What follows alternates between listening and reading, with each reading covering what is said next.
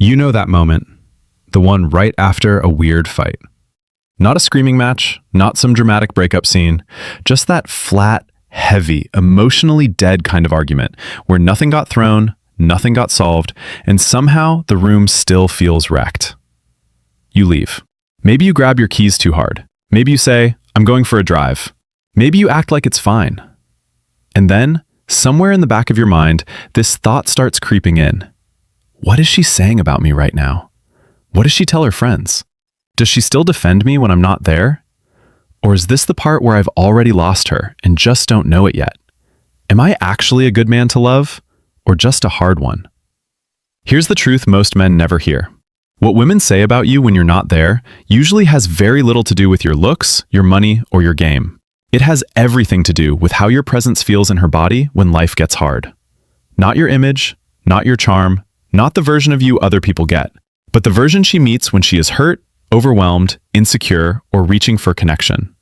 So if you've ever wondered what she actually says when your name comes up in a room you're not in, this is not here to shame you. You're not failing at love. This is not proof you're broken. Every man who has ever wanted to be deeply loved has stood exactly where you're standing. By the end of this video, you're going to understand what women are really talking about when they talk about a man they love, what silently makes them feel safe or shut down, and what changes in the way she speaks about you when you become emotionally available in the ways that actually matter. Let's get into it. Most men believe women talk about men in simple categories. He's attractive, he's successful, he's funny, he's boring, he's toxic, he's sweet. But the real truth is much deeper than that. What a woman says about you when you're not there is usually a report from her nervous system. It's her emotional body trying to make sense of whether being close to you feels like rest or work. That's the part most people miss. Your partner's nervous system is reading you before her mind can fully explain you. So when she tells her friend, "I don't know, something just feels off," that is rarely randomness. That is usually the emotional data of the relationship surfacing before she has language for it. And when she says, "He's a good guy, but I feel alone," that doesn't always mean love is gone. It often means connection has gone underground. Because when safety leaves a relationship, love doesn't always disappear. It becomes harder to reach, harder to trust, harder to feel. This is where attachment comes in. One person reaches harder, the other gets more withdrawn. One feels abandoned, the other feels overwhelmed. And both of them secretly feel misunderstood beneath the surface. Most couples think the problem is communication style, but here's what nobody explains. A lot of the time, it's not a communication problem first, it's a safety problem first. And once you understand that, everything she says about you starts making more sense. 1. He doesn't really listen, he just waits. Here's the part no one talks about. Most couples think listening means staying quiet long enough for the other person to finish talking. But most women can feel the difference between being heard and being managed in under 10 seconds. The deeper truth is that when she opens up and you start preparing your defense, your nervous system has already left the room, and her body feels that before her mind organizes it into words. So what she ends up saying to her friends isn't always, "He's mean." A lot of the time, it's softer than that, sadder than that. It sounds like, "I can never get all the way through to him," or "He listens to respond, not to understand." Because when a woman feels interrupted emotionally, even if you never technically cut her off, what lands inside her is rejection. And her inner voice starts saying, "Why do I feel alone while I'm literally explaining myself?" The disconnecting version sounds like this. She says, "When you make jokes while I'm trying to talk, it makes me feel small." And you say, "That's not what I meant. You always take things the wrong way." The connecting version sounds like this. She says, "When you make jokes while I'm trying to talk, it makes me feel small." And you say, "Okay, I can hear that landed badly. Tell me what that moment felt like for you." That is not a hack. That is not weakness. That is presence. And when you do that, the walls between you start to come down without either of you having to say a word. 2. I feel alone even when he's right next to me. This is where it gets really interesting. Most people in relationships assume loneliness only happens when two people spend less time together. But most couples don't drift because they stop sharing space. They drift because they stop sharing presence. That's the deeper emotional truth. You can sit on the same couch every night and still feel continents apart. You can say "love you" every morning and still leave each other emotionally starving. When she says "I feel alone," she usually doesn't mean he never texts me. She often means I don't feel met anymore. Her brain is quietly registering. I can be hurting 3 feet away from him, and he still won't come find me. And man, that creates a kind of scar tissue that forms slowly over 100 small moments that never got repaired. The disconnecting version sounds like this. She gets quiet after a hard day. You notice it, but you say nothing. You scroll.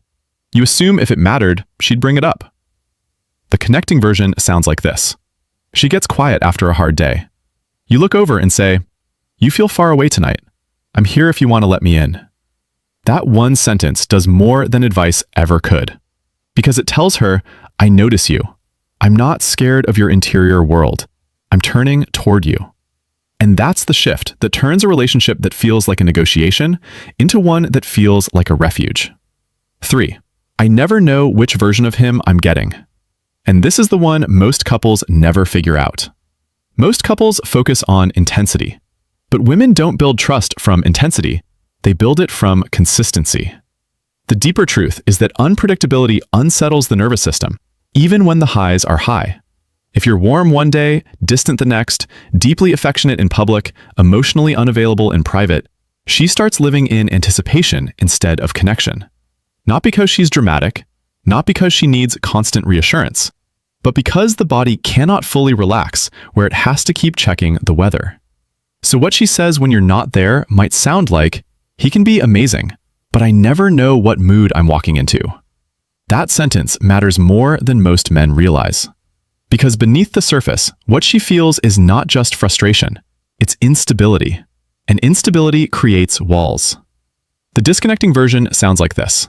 One night you're all in, holding her, laughing, planning trips, talking future. The next day you're cold, clipped, unreachable, and when she notices, you say, "I'm fine." The connecting version sounds like this. You're off. You know it. And instead of making her decode you, you say, "I'm carrying stress today. It's not about you. I may be quieter, but I'm still here." Bro, that kind of clarity is deeply regulating. Because something in her starts saying, I don't have to chase him to feel secure with him. And when you do that, your presence stops feeling like a test she has to pass and starts feeling like home. 4. I can't be honest without it turning into a problem. Here's what changes everything. Most couples say they want honesty, but most couples only like honesty when it arrives in a form that doesn't challenge them. The deeper truth is that emotional honesty feels dangerous when your identity is tied to being right, being strong, or not being at fault. So the moment she brings up pain, your nervous system hears accusation, not invitation. That's why criticism and defensiveness become a cycle so fast. Not because neither person cares, because both people are protecting something tender. She says, I miss how connected we used to feel. And what you hear is you are failing me. So your reaction gets sharp, or logical, or dismissive. Then what she tells her friend later is, I can't talk to him. Everything becomes about his reaction. That sentence is brutal, but it is also incredibly common. The disconnecting version sounds like this. She says, I need more from you emotionally. And you say, nothing is ever enough for you. The connecting version sounds like this. She says, I need more from you emotionally. And you say, part of me wants to get defensive right now, but I know that's not the point. Help me understand what more feels like to you. That is emotional maturity, not louder conversations, not more apologizing, not performing vulnerability on command, but staying open long enough to understand what hurt actually happened. And that's when your partner stops feeling like a problem to manage and starts feeling like a person to come home to. 5. When I'm upset, he tries to fix me instead of finding me. But here's what nobody explains. Most men were taught that love means solving. Handle it, improve it, remove the pain, get to the answer fast. But most women are not asking first to be fixed. They're asking to be felt with. That's the deeper emotional truth. When she's activated, your immediate solutions can accidentally communicate. Your feelings are inconvenient unless they become actionable. And that's why she might say to her friends, he always tries to fix it, but I never actually feel comforted. Because comfort and correction are not the same thing. Your nervous system in conflict is like a smoke detector. It cannot tell the difference between her emotion and your failure, so it sounds the alarm and pushes you toward action, fast. The disconnecting version sounds like this. She says, "I've been feeling really disconnected from you lately." And you say, "Okay, then let's go out more. We can do date night on Fridays." The connecting version sounds like this. She says, "I've been feeling really disconnected from you lately." And you say, "Come here. I hate that you've been carrying that alone. Tell me where you've been feeling me disappear." That lands differently, immediately. Because her body hears, he's not trying to escape this moment. He's staying.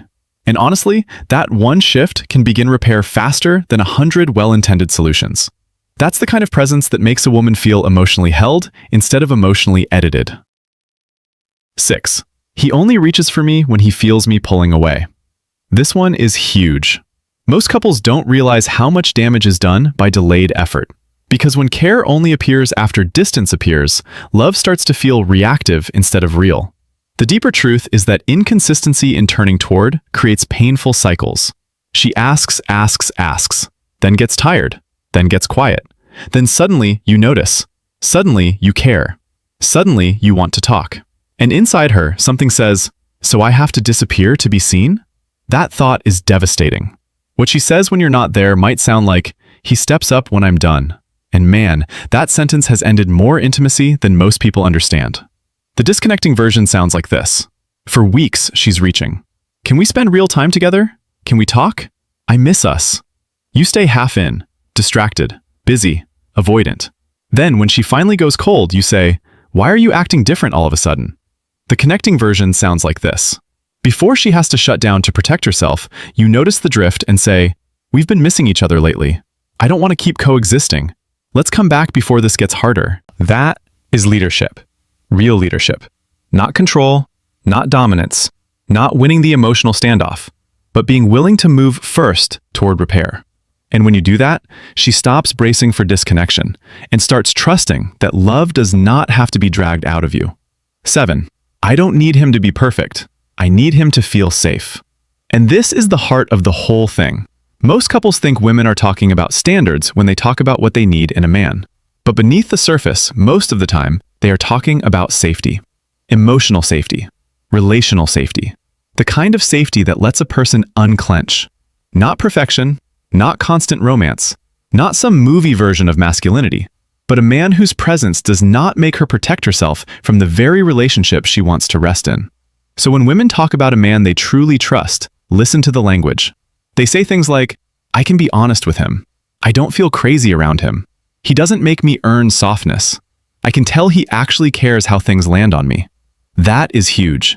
Because what they are really describing is this: my nervous system does not have to fight for connection here. The disconnecting version sounds like this. She says, "I'm having a hard time."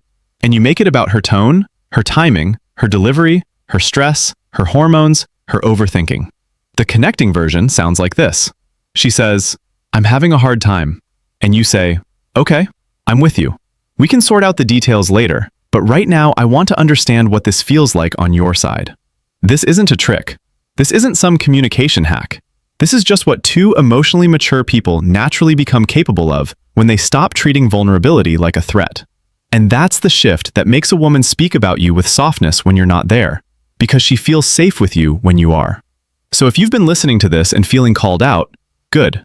Not because shame helps. It doesn't. But because awareness is where real change starts. And the truth is, what women actually say about you when you're not there is not set in stone. It changes when your presence changes. It changes when your patterns change. It changes when the version of you she lives with becomes more honest, more steady, more emotionally available than the version the world gets. This isn't a checklist. It's an invitation. An invitation to become the kind of partner whose love feels like connection, whose honesty creates safety, whose consistency lowers walls, and whose presence makes repair possible before the drift gets too deep. When you internalize this, you stop reacting and start responding. You stop waiting to be understood first. You stop treating intimacy like a performance, and your partner will feel that shift before you even find the perfect words. These aren't tips for getting a woman to talk better about you. They're the beginning of becoming the kind of man who makes real love feel safe again. Because in the end, she will not remember you most clearly by how impressive you were. She will remember how she felt in your presence. If this hit something real in you, leave a comment with the word presence. And if you want more videos like this, subscribe. Because real intimacy doesn't start when you find the right person. It starts when you become one.